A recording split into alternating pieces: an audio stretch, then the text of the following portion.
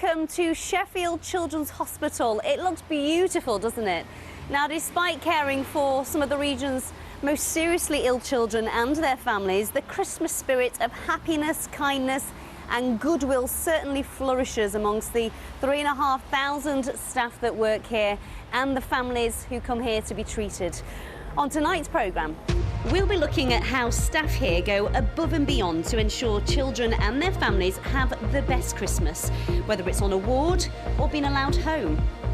We'll find out what work goes into keeping this hospital emergency ready, while ensuring the hard-working staff also get a break, and how the wonderful work of hundreds of volunteers help ensure this place is special, not just at Christmas, but all year round. Do stay with us, you will be amazed. And it was a lovely sunset in Bedale this evening. The windy conditions continue over the next few days. I'll be back later in the programme with a full Christmas forecast.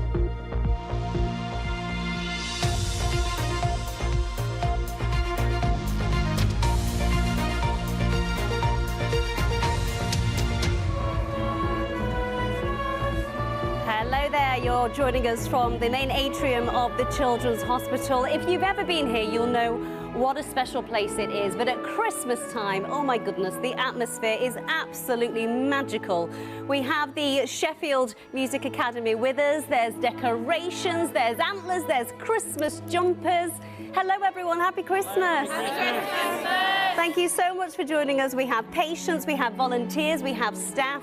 No matter what families are going through, there is lots of festive fun that happens in this hospital, and we'll be looking at some of it later in the programme. Now, this hospital not just treats children from South Yorkshire, but from right across the country. It is a very busy place. Last year, 190,000 children were treated here as outpatients. 65,000 attended the A&E unit. Now, of course, we all want to be home with our families for Christmas, don't we? But for some children, that won't be possible this year. So that means staff are leaving their own families behind to make sure they maintain the highest standard of care, whilst also trying to give that little bit of Christmas sparkle. Tom Ingle has been finding out how they get the balance just right. Brr, said Percy. I think I'll need an extra blanket tonight.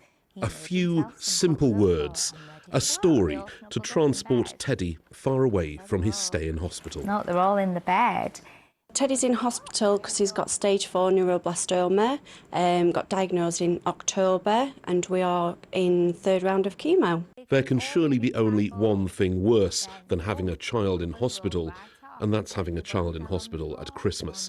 But at Sheffield Children's, December is much more than just another month. We've had all sorts going off, the play team, the volunteers, the staff dress up, they do the elf on the shelf, which is fantastic, so you get to look for that every morning, and it's just wonderful. Like, it's just, they have all the crafts going off in here, and if Teddy can't make it down, they bring it all to his room. We get to care for children, young people and their families at times when they need us the most, so it's an absolute joyful job every day, but Christmas is a really special time for us, and many of us volunteer to work at this time. But a hospital stay over Christmas can still be a difficult time. It's very upsetting, lonely. I can't really spend much time with my family at Christmas. Are you going to be here over Christmas? I think I get some hours out to go see my mum and dad, just spend a bit of time with them. Jessica Ennis come in and visit us, and I got her autograph. We had Sheffield Wednesday football team come in and visit us, and they gave everybody calendars and signed them and things. While the rest of us wind down for the season, there's no opportunity to do that here. Staff and patients are constantly coming and going. But there is one person who won't be here on Christmas Day. I wonder what it might be, Teddy. Even though he's sick now, he feels sick and he is being sick, he's responding really well. We're getting discharged tomorrow about 5, 6-ish, and then, yeah, back on the 27th. Undoubtedly, the best gift Teddy's family could have hoped for. Tom Ingle, BBC Look North, Sheffield. Well, we hope they all have a magical few days together. I'm joined now by the Chief Executive of the hospital, Ruth Brown. Ruth, thank you so much for letting us take over today. Thank you. You're so welcome, and it's wonderful to have you and your viewers with us this evening. I know it's been a really tricky year, more pressure than ever on the NHS. There's the junior doctors' strike on at the moment. How do you maintain that level of care, not just at Christmas, but all year round? Yeah, I mean, there's no doubt it's been a really tough year with the strikes. We're still recovering from COVID. But our colleagues, everybody across Sheffield Children's that make up the team of social workers, teachers, scouts, everybody, our volunteers, just really makes Sheffield Children's special. It's a real sparkle, especially at Christmas. It's so important to us that children feel cared for, feel safe, and that for those of us that need to have children in hospital over Christmas, that we make it a home from home. How do you see 2024 playing out, Ruth? I've got lots of optimism and hope for 2024. I think we've got some brilliant things coming for Sheffield Children's. We'll be finishing our helipad, which is a major trauma centre, is important. That'll open in spring. And then we've got a big project down in the Olympic Legacy Park at Attercliffe, which is a national centre for child health technology. That will be amazing. It'll bring lots of things to Sheffield Children's. And it really is the people here, isn't it, that makes this place so special? It really is. I mean, there's such a sparkle. You've been with us all day and through the month, and there's such a sparkle of everybody that just brings that extra magic for our children in Sheffield Children's. Well, happy Christmas to you. Thank you, Ruth. Ruth. Merry Christmas. Well, it is Friday night, just 2 days to go until Christmas. We're going to hear a little bit more about that festive sparkle. My house is turbo excited. So how do staff cope, like all the other parents, trying to keep the children quiet, under control, and making sure they sleep so they can make those final preparations? Phil Bodmer has been finding out. Amy, thank you. Hello, I'm upstairs in Ward 1 of the Sheffield Children's Hospital. You can imagine as a parent, can't you, keeping the kids under control, keeping the excitement down as we head towards Christmas with Father Christmas coming down the chimney. But imagine if your children are in hospital, how do you deal with all that? Let's talk to Charlotte, who's in charge of this ward. Charlotte, what's it like working over Christmas in this place? It's actually really nice to work over Christmas with the excitement of all the children. Their Christmas cheers never really dampen, so we're quite happy, and yeah, I'm excited for Santa to come, really. How do you get them to sleep on Christmas Eve? Well, it is a bit of a challenge, but I guess like any Christmas Eve it is, and we generally leave that job to the parents. But I'm working Christmas Eve, and I'm going to make some reindeer food for the children to give to Santa, or to the reindeer, sorry. And yeah, that may make them a bit more excited, but I'm sure they'll all get to sleep. I'm sure they'll have a great time, Charlotte. Thank you for allowing us onto the ward today as well. Well, of course, there are people, sadly, who may have to spend time in Christmas. One of them is young Matthew here, who's had some major surgery. Matthew, I know you might have to spend Christmas in hospital, but you're still looking forward to Christmas, because I know you're a bit of a musician and you want Father Christmas to bring you something extra special, don't you? Oh, yes, of course I do. What is it? Tell me. Well, I'd really, really, really like a new amplifier for Christmas. But, you know, I'm probably not going to get that. Have you been a good lad, though, if you might be lucky? Yeah, it's just really heavy. You play a number of instruments too, as well. What do you play? Yes, I play guitar, electric and acoustic, clarinet and tenor saxophone. And I suppose while you've been here, you've been in, what, a week now? A week and a day. Wow, yes. Yeah. How have you found it? It's been interesting. I've had a few ups and downs, but it's been all right, and I'm starting to head in a hopefully better. I know they've been treating you well, and you're in a safe place there. I'm sure they're looking after you. But you imagine, can't you, for some of the youngsters as well, keeping them occupied, that's a key feature of what a hospital needs to do. Let's talk to somebody who's involved in helping keep young minds occupied. That's Kev, who's a play specialist. Kev, good to see you. Tell me about this space you've got here. Yeah, so this is one of our communal spaces that we've got within the hospital and the ward. So this is the playroom that we've got. We've got other spaces as well, like the teen lounge, which is opposite for older ones, but this is for the younger age. So what have we got in here then? So we've got plenty of resources that they can access themselves, that they can just come in and freely play. But we do have other resources that they they might specifically want, so we can dig those out for them as well. And also for patients that can't make it to these communal spaces, we've got activities we can take round to the bed spaces for them. You know, if they're like thinking on a pending procedure that they're going to be having, when they've got something to occupy their mind, it actually does distract them from that and actually does help calm the fears. Well, it really is a great space. It reminds me a little bit of Play School, which we used to see when I was a youngster on the TV, and it's got a whole series of windows in this building, as you can see. And I think I'm right in saying, if I look through the triangular window dead ahead, I can almost see Amy.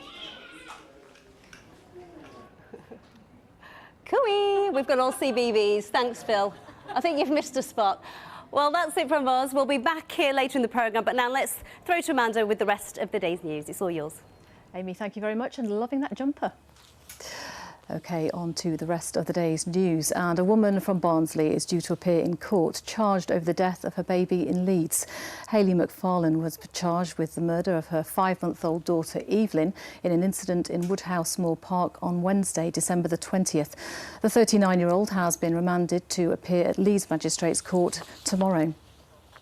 2 teenagers from Sheffield who stabbed a 19-year-old to death on a stranger's doorstep have been jailed for life. Thomas Hardiman and Xander Howarth were both 17 when they stabbed Adam Abdul Bassett in May. Police described it as a savage attack. Sheffield Crown Court heard Hardiman and Howarth chased Mr Abdul Bassett into a garden before stabbing him with a machete and leaving him to die. Both will serve a minimum of 19 years in jail. Part of Sheffield city centre remains cordoned off after reports of a fight between armed men at a job centre on Bank Street. Officers were called at around 2:10 this afternoon. A firearm's been recovered and an 18-year-old man has been taken to hospital with serious injuries. People are advised to avoid the area around Bank Street and High Street if possible. The government has announced that 8 community treasures in Yorkshire and the Humber will receive a share of £25 million of levelling up funding. Over 70 historic buildings across the UK will get the money, which includes £200,000 to buy and restore Charlotte Bronte's birthplace in Bradford. The site is on Market Street in the village of Thornton, where the Bronte sisters were born and lived before moving to Haworth. Now, of all the stories we've heard this year, one family's situation really touched us all. Emily Eden from Clay Cross near Chesterfield was diagnosed with terminal cancer and was hoping to move home after chemotherapy treatment. But then the flood struck in October and her house was wrecked. The family have been sharing a hotel room, but today were able to return home. Beth Parsons was there. The water at this house in Clay Cross reached 5 foot. A devastating thing to happen to anyone, but for the Eden family, it came at a particularly difficult time. Emily, who was 18 at the time, was undergoing chemotherapy for terminal cancer. She said, this is her safe zone. And now it's no longer. It's just destroyed us. For the last 2 months, they've been living in a hotel room, but all Emily wanted was to be at home.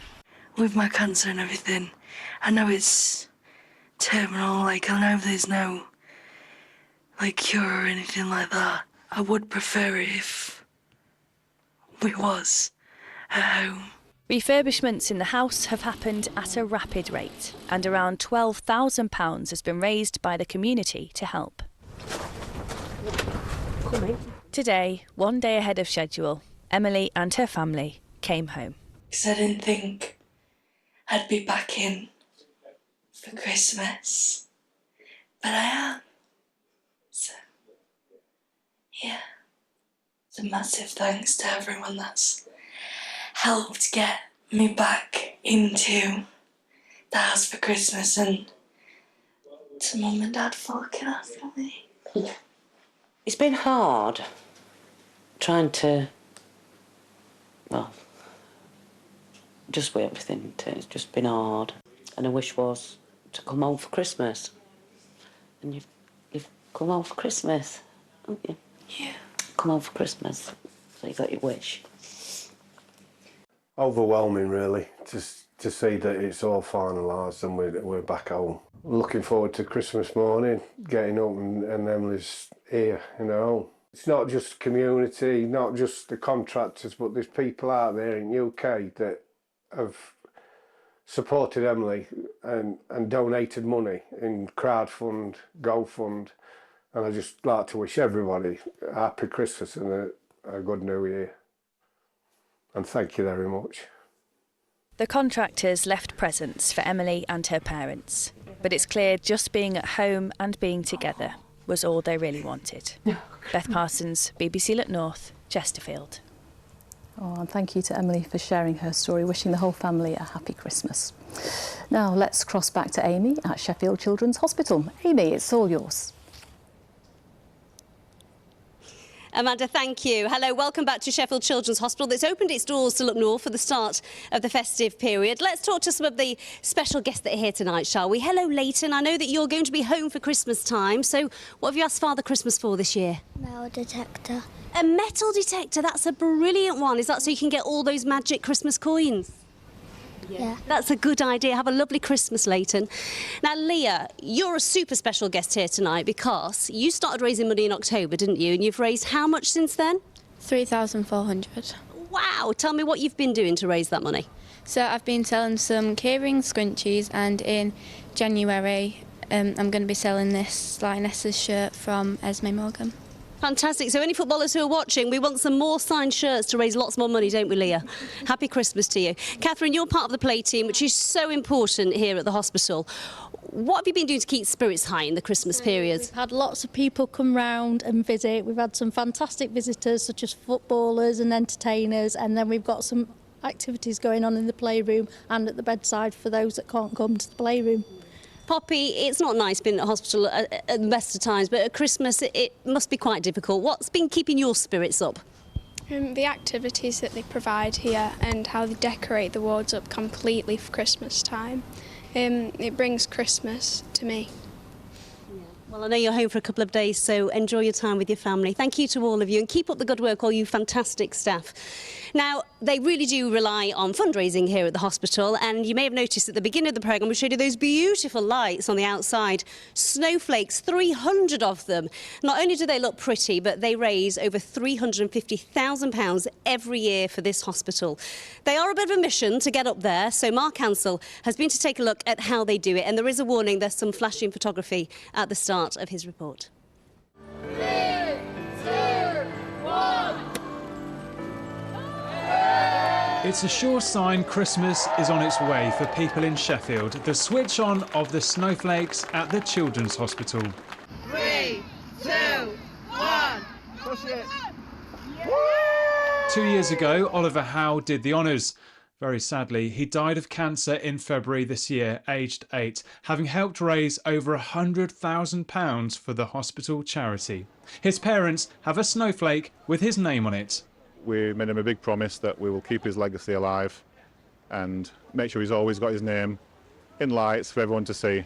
This was his second home. Yeah, if you think it's a horrible place for kids to come, it really isn't. They look after them. He wanted to be here. If he wasn't at home, he wanted to be here. He felt safe.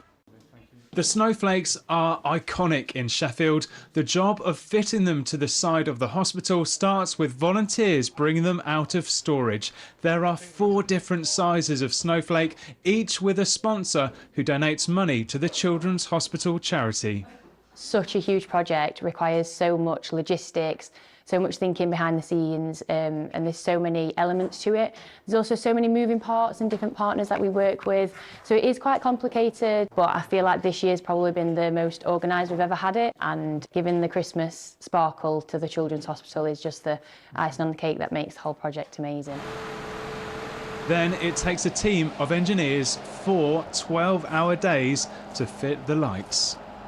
We're just going to tie wrap it to the frame with this specific angle, so we can actually get this proper slope down on the tag. There you have it, 1 snowflake secured. I'm up in the cherry picker.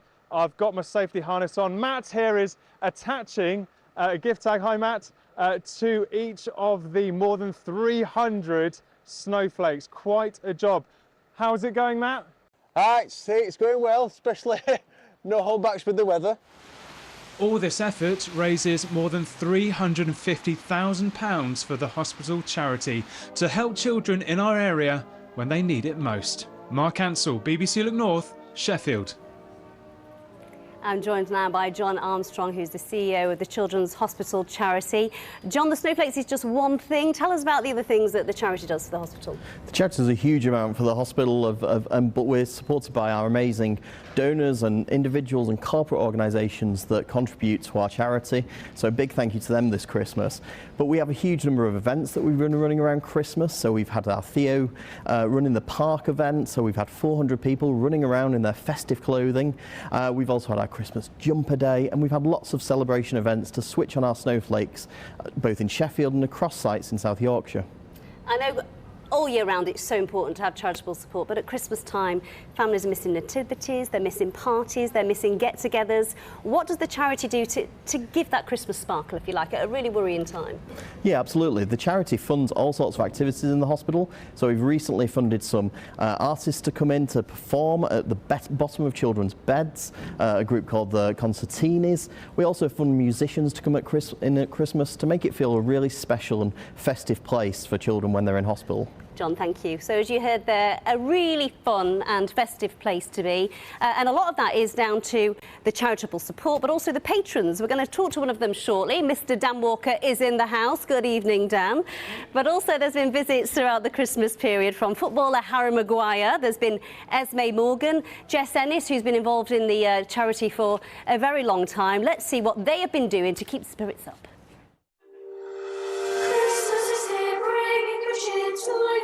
Do you know what? A brother is going to be so jealous. The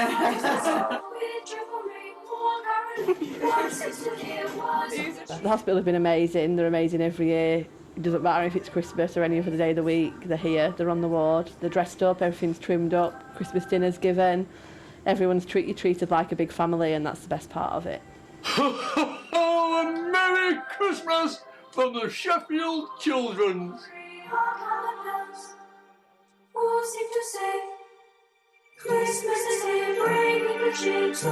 Hi, it's Jessica Curtis Hill here. I am a very proud patron of the Sheffield Children's Hospital, and I wanted to say a huge thank you to all of you for your amazing efforts in 2023.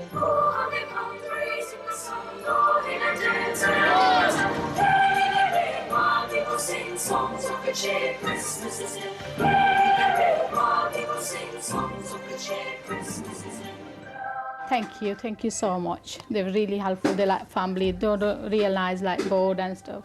Yeah, whenever you call them, they're there for you. They give you like milk, stuff, toys to the kids to play. Merry Christmas,